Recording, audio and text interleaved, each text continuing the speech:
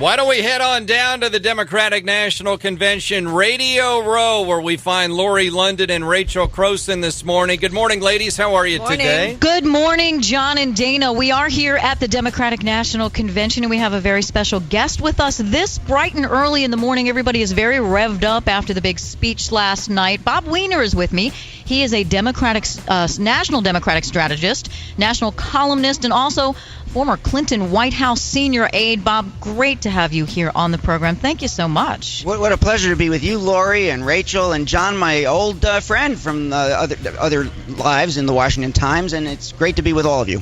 Well, Bill Clinton, he rocked the House last night, no question about it. I mean, there was energy like there's nobody's business last night. I'm sure you were very pleased with the speech. Well, did it exceed your expectations? It met them. It was about as long as I expected. And I was always worried if it was that long, would he hold the crowd? He wowed the crowd. He wowed the American It almost seemed like they wanted him to continue.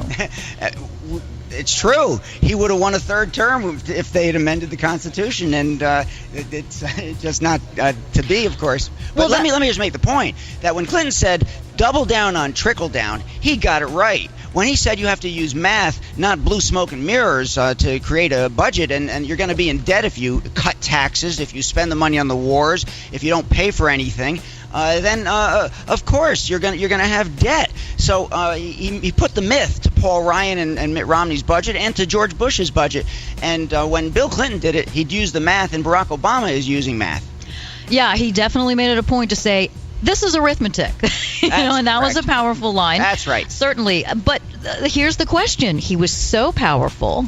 And like you just said, people wanted to elect him for a third term. So do you think he in some way may have almost it was over at that point? Like, why bother hearing anybody else speak at this point, to the point where can Barack Obama bring down the crowd to this point, or are they going to feel almost let down because it was so huge? Well, we are blessed in our party with great people who have fantastic rhetorical skills. And Bill Clinton has them, and Barack Obama has them. So did Sandra Fluke, who spoke, and so did many of the others who spoke. So we are not limited to people who get the worst ratings ever. When Romney spoke, he got the worst ratings ever, the most negative ever. Probably because what he did was people saw through the smoke of what he said. He has no specifics in terms of how he will help people and families. Instead, he wants to cut Medicare, Social Security, social programs, housing, education, pay for your own college education, borrow money from your parents. What kind of a platform is that? So those are terrible things to do when you cut Medicare in half. $6,000 a person and voucherize it, and when you threaten to delete benefits from Social Security. This is not what you need to do when you're proposing only give tax breaks to millionaires, and that's your whole platform. Well, but so Barack Obama has been struggling with this election. I mean, it is a very, very close race, and I thought, Bill Clinton was very articulate when he said, look, I couldn't do it. Nobody could have done it in this amount of time. And he said, and this is probably the most important point here. But can President Obama make that case beyond last night? My honest reaction was, I think President Obama deserves even more credit for the remarkable steps that he took. Not only is it the 750,000 jobs a month, but the auto industry was near disaster. We had the war in Iraq going on.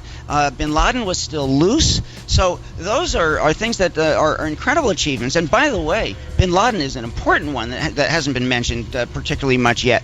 When Mitt Romney said any other president would have made the decision, that's nonsense. George Bush in Tora Bora lost bin Laden because he farmed it out to the other countries. President Obama kept the intel inside, did a special operation, and gave the word go, and he managed it to make sure that the secrecy was kept. And we got the world's #1 terrorist who was a threat to the United States. So there's a lot going on.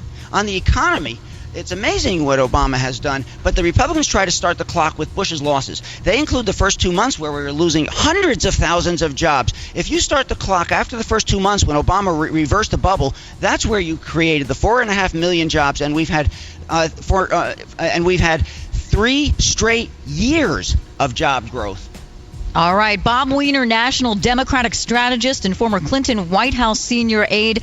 We are so happy that you could join us this morning. Thank you so much. We'll send it back to you now, John and Dana. Thanks, guys. Yeah, Bob Weiner, by the way, want to mention, currently president of the Washington, D.C.-based PR firm, Robert Weiner Associates. I was covering him back when he was subpoenaed to testify before the Whitewater Monica Lewinsky grand jury trial. He didn't like that, Bob Weiner. He called it Big Brother at his worst.